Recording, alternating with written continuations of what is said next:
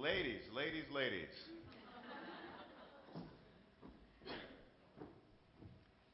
Can I hear it for this distinguished panel, please? Look, you've stayed with us. So we have about 75 of our closest, dearest friends with us. And we are going to make this an interactive get-together. Very casual, interactive. Because I've got new friends and old friends. Hi, Arwa. We worked together for a number of years. Arwa, when did you become senior correspondent? when did you get that new title? Now, 7 months ago? When I was working with you, you were... No, you cannot tell those stories. Those were like my first days on air ever. When I was borderline unwatchable. You're with 75 of your closest, dearest friends. So we're going to tell every story we can in the time that we have. Before we get started, May. Hi.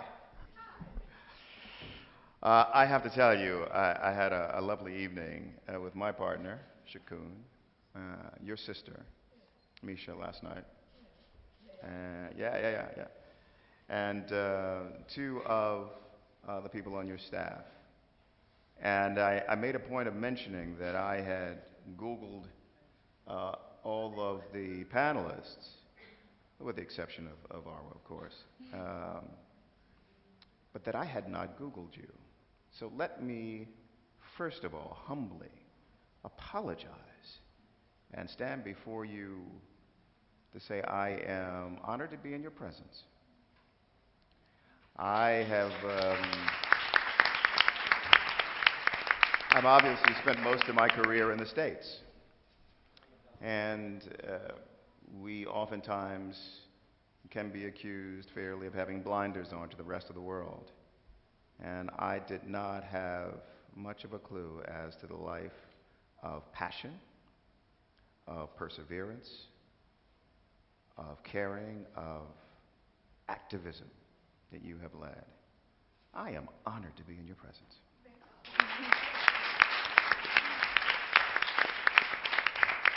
So this is our final panel of the afternoon.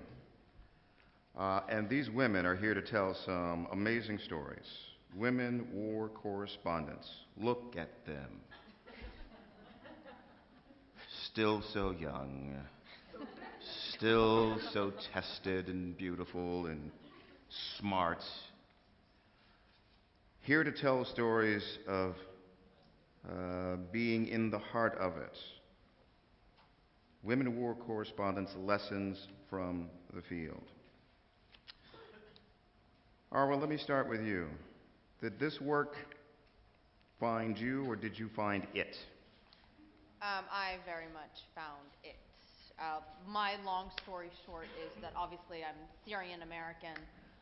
I was in the States and I was watching this massive East-West divide growing, and I'd always felt as if, in a kind of naive, idealistic way, way we all can be very naive and idealistic when we're young, felt because I look so American and I have an American accent and you're a generic girl next door, I could speak about concepts to do with the Middle East and Arabs, and I grew up in Turkey and Morocco, and they weren't so frightening to my American or Western counterparts. And that was sort of what planted the seed in my head of, oh, I'm going to be a journalist. And then I said, with my biology and French degree, oh, I'm going to go to Baghdad. And everyone said, you're crazy and you're never going to get there. And well, obviously I did. But I very much found the job and try to remain as idealistic as I can. But to add to Tony's plethora of adjectives, I would say that we also are possibly quite cynical at this point in time, too.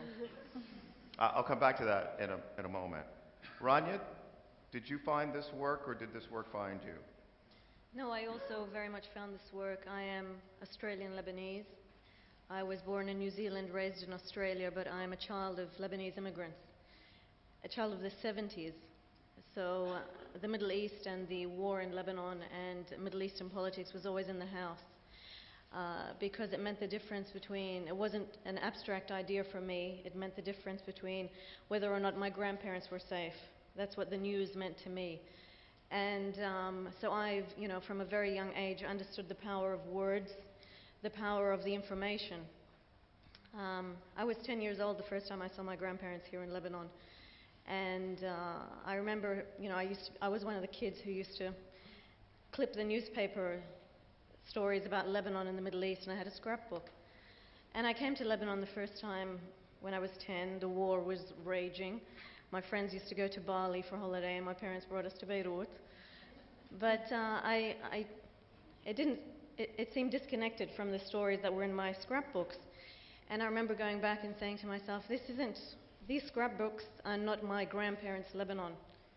It is part of my grandparents' Lebanon, but it is not all of it. And I wanted to be somebody who knew what all of it looked like.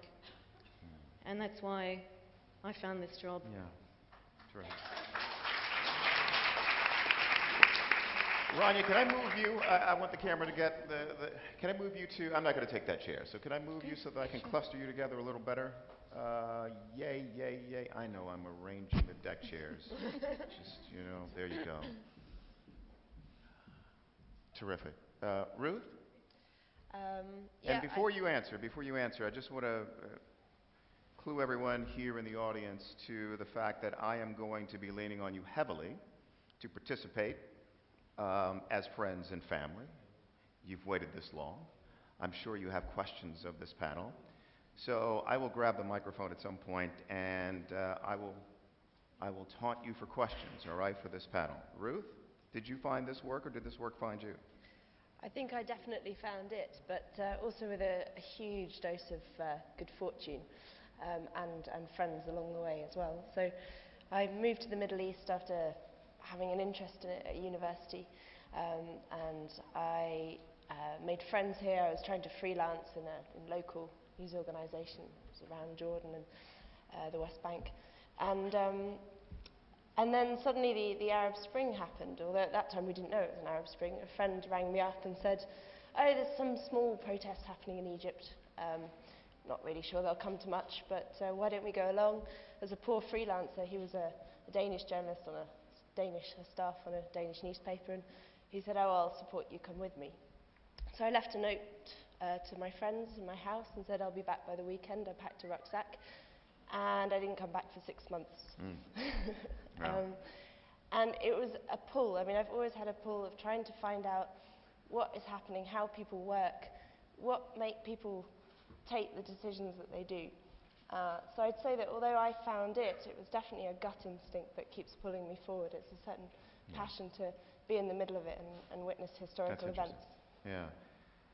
Sonia.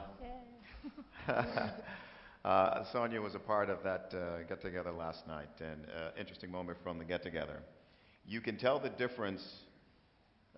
Here's an example of how you can always tell the difference between anchors, presenters, and correspondents who were in the field doing it on the front lines. There was a moment in our little get-together last night when a phone went off. Guess who jumped for the phone, and guess who said, "Waiter, I'll have another glass of this"? Yeah, the war correspondent jumped to the phone. The anchor, "Hi, I'll have more to drink." Sonia, did you find this work, or did this work find you? I think I found it. I always wanted to be a journalist since my young age. My father is from Tunisia. My mom is French, as you can see with my accent. I grew up in Paris, but I think growing up and going the summer in Tunisia and seeing like the difference, between the two countries, like the two cultures, is something that really makes me wanted to tell, the world and my friends how there is many difference, and I wanted, this is what makes me want to be a journalist, part of it.